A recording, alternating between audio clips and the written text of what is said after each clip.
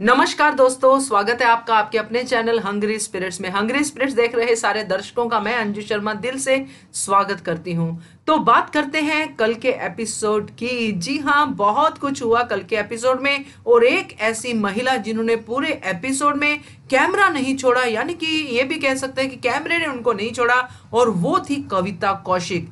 क्या क्या हुआ एपिसोड में आपको पता है, मगर मेरे पॉइंट ऑफ व्यू से आपको जरूर मैं बताऊंगी और अपना रिव्यू आपके सामने जरूर पेश करूंगी। मगर उससे पहले आपसे गुजारिश है, जिन्होंने अब तक हमारा चैनल हंग्री स्पिरिट सब्सक्राइब नहीं किया है कृपया कर लीजिए। साथ में दोस्तों बेल आइकॉन जरूर दबाइएगा ताकि आपको हमारे वीडियोस के नोटिफिकेशन मिलते रहे। Thank you so much. तो जैसे कि हमें पता चल चुका है कि अब घर में ग्रुपिज्म बड़े तरीके से हो रहा है, अपनी ईज के हिसाब से हो रहा है, और जिसको जो सूट करता है उसी में जा रहा है। परवाह नहीं कर रहे हैं कि लोग क्या सोचेंगे, हम यहाँ पे थे, हम वहां पे चले गए, इन सब बातों को लेके। तो कविता कौशिक कैप्टन बन गई है, मगर वो कैप्टन जो है सबकी नजरों में खटक रही है, खास करके जैस्मीन बसीन बहुत ज्यादा कविता कौशिक के अगेंस्ट हो चुकी हैं, और इसलिए है क्योंकि अली से कविता का 36 का आंकड़ा है।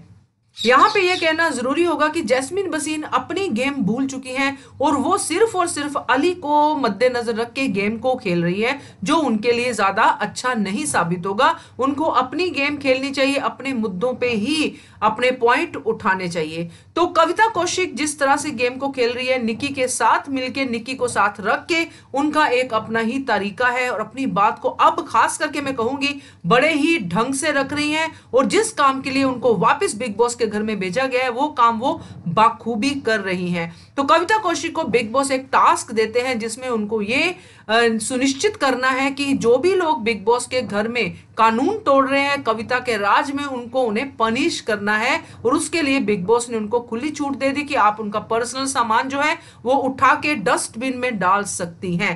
अब कविता कौशिक को पता नहीं है कि बिग बॉस का इसके पीछे क्या राज है, क्या बिग बॉस कहना चाहते हैं इस सारे टास्क के पीछे। तो हम सब ये जानते हैं कि बिग बॉस के घर में जो स्पॉन्सर्स होते हैं, जो एड्स आती हैं, जो जैसे अलग अलग तरह के टास्क आते हैं, तो वो सब टास्क जो है स्पॉन्सर्स के होते हैं। और इसी तरह एक और स्पॉन्सर है जो कि फिज के हैं। तो फिज का एक फ्रिज है जिसमें बिग बॉस ने जब ये फ्रिज आया था इसके लिए कैप्टन के लिए उन्होंने अनाउंस किया था कि ये कैप्टन के लिए है और कैप्टन ही इसकी चाबी अपने पास रखेंगे। हर पिछले सीजन में ये कुछ रहा है, कैप्टन की ईज के लिए कैप्टन को फैसिलिटी दी जाती है।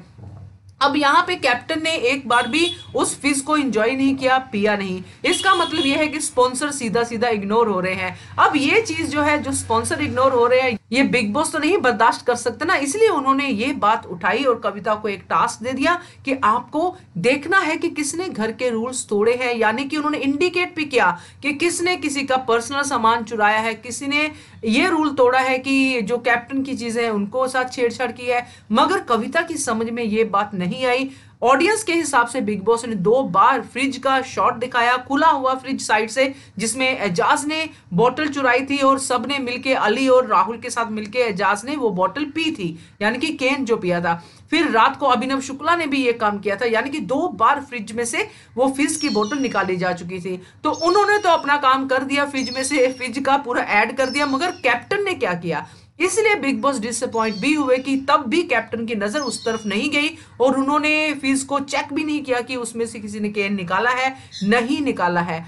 वो किसी और ही चीज में पड़ गई, पूरी तरह से रूल्स एंड रेगुलेशन को देखने लगी, और निक्की के कहने पे जिसने रूल तोड़े थे उनको पनिश करने लगी। और सबसे पहले उन्होंने टारगेट किया अली गोनी को। अली गोनी का सामान, शेविंग सामान उन्होंने डस्टबिन में डाला, और इस बात से बहुत ज्यादा हल्ला हो गया, जबकि इतना हल्ला अली का भी करना नहीं बनता था, क्योंकि आखिरकार जैसे कविता कह रही थी सामान तो मिल ही जाता है, तो मिल ही जाता सामान, मगर ये कहीं ना कहीं ईगो का इशू हो जाता है कि कविता कौशिक अब उनको पसंद नहीं आ रही है, तो how dare she touch their सामान। तो ये सारी चीजें, और जैस्मीन बसीन खाम में बीच में आके अपनी ही बातें और अपनी ही कड़वाहट जो है निकालती जा रही थी। उनका मुझे नहीं लगता, आप भी बताइएगा कमेंट करके, कि उनका इतना इंटरफेरेंस बनता था। अगर कोई मुद्दा होता जो उनसे रिलेटेड होता तब वो करती तो समझ में आता था, मगर बिना किसी बात के बीच में आना।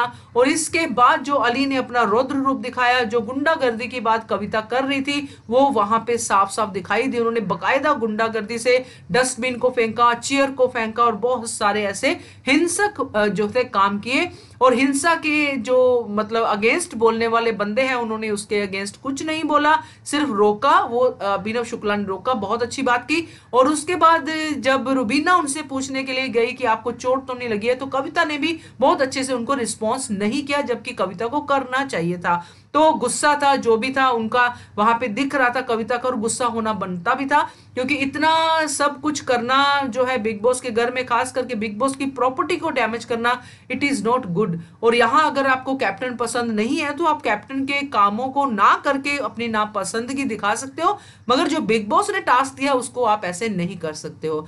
इसके बाद कविता कौशिक ने जिद पकड़ ली और उस जिद का रिजल्ट उनको मिला, और अली गोनी को बिग बॉस ने नेक्स्ट वीक के लिए भी नॉमिनेट कर दिया। अब यहाँ पे अभिनव शुक्ला और रुबीना के बीच में खास तरह की टेंशन चल रही है, जब से कविता कौशिक ने यह अनाउंस किया है कि 7-8 साल पुरानी और अच्छी घनिष्ठ मित्रता थी। और कल के एपिसोड में उन्होंने कुछ और भी इंडिकेट कर दिया कि बहुत ही ज्यादा घनिष्ठ थी, ऐसे वाले फ्रेंड थे हम लोग, मतलब कुछ भी हो सकता है भाई, क्योंकि ये मीडिया की लाइन है, आप साथ में काम करते हो, फ्रेंडशिप भी हो सकती है। और तब जो अभिनव शादीशुदा भी नहीं थे, तो ये बात रुबीना बाद में कोड करती हुई भी नजर आई कि वो 7-8 साल पुरानी फ्रेंड के साथ जो भी था, आप क्लियर करो, ये करो, वो करो, जो भी था उनका डायलॉग। तो रुबीना को ये बात कहीं ना कहीं दिल पे लग गई है। और एक चीज मैं आपसे जरूर शेयर करूंगी कि दोनों ने कल बहुत अच्छा परफॉर्म किया, रुबीना ने भी और अभिनव ने भी, अपनी अपनी जगह पे अपने अपने मुद्दों पे खड़े रहे। और यही मुझे फील हुआ कि अगर ये दोनों अलग अलग बिग बॉस में आते, यानी कि एक इसमें दूसरा दूसरे में, तो कुछ और ही कहानी बनती,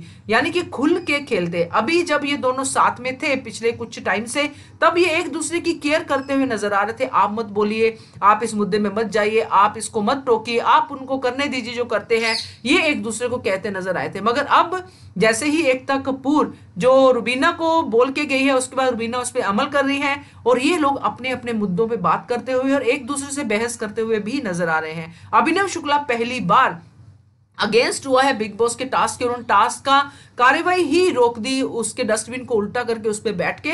और निक्की जब आती है तो उनको वो उसमें डस्टबिन में सामान डालने नहीं देते हैं, जिससे ये पता चलता है कि वाकई में अभिनव शुक्ला ने अब पूरा का पूरा अपना पत्ते जो है खोल दिए हैं। अब वो पूरे के पूरे रुबीना के अगेंस्ट जाके भी बिग बॉस में खेलेंगे, और यही बिग बॉस को चाहिए। रुबीना इस बात से खफा थी, मगर अभिनव ने इस बात की भी परवाह नहीं की। उन्होंने इस बात को इस तरह से कहा कि आप भी तो उनका हालचाल पूछने गई थी, आप भी तो कहने गई थी कविता को कि कहीं चोट तो नहीं लगी। तो रुबीना का यहाँ पे पॉइंट सही था कि ये मुझे कहना था, मुझे पूछना था, मगर यहाँ पे अभिनव शुक्ला ये कहना चाहते कि आपको कोई जरूरत ही नहीं थी।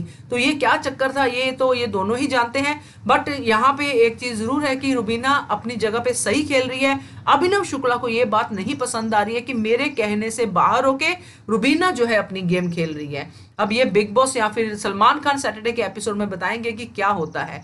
तो अभिनव शुक्ला को भी बिग बॉस ने पनिश किया, जो बनता था। उनका सारा सामान जो है उन्होंने स्टोर रूम में मंगवा लिया कि इनको कोई भी सामान नहीं मिलेगा। तो बिग बॉस के काम में इंटरफेयर करेंगे तो ये सब तो भुगतना ही पड़ेगा। निक्की दमोली बड़ी खुश है क्योंकि उन्होंने अभिनव शुक्ला को रोका था कि ऐसा मत कीजिए, मगर अभिनव शुक्ला निक्की को कुछ नहीं समझते हैं। उनको लगता है ये कंटेस्टेंट तो बेकार है, और बाकी जो मेरा जो है सुपीरियरिटी कॉम्प्लेक्स वाला जो चल रहा है शुरू से, जो मैं हूं वो तो मैं हूं, अब मैं खुल के खेलूंगा। खुल के खेलिए, जरूर खेलिए, मगर जो आप पहले थे अगर वो अब आप नहीं हो तो इसका मतलब है कि आप फेक खेल रहे थे पहले, या फिर अब आप फेक खेल रहे हो। तो ये थोड़ा सा बाद में पता चलता है।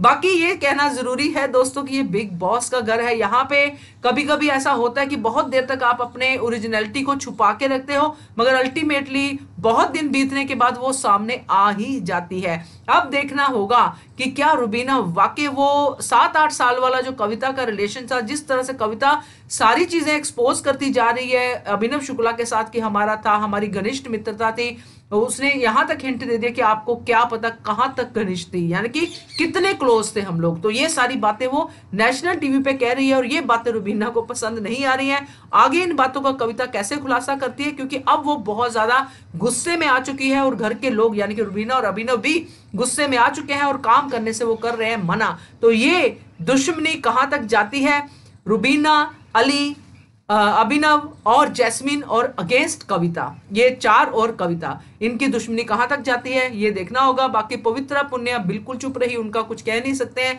कि निकल ही जाएंगी, क्या करेंगी पता नहीं, पर ये जरूर है। तो कैसा लगा ये आपको रिव्यू, आप कमेंट करके बताइएगा और देखते रहिए channel hungry spirits. Thank you so much. Subscribe to our channel by clicking the subscribe button. Click the bell button and enjoy the latest uploads from our channel.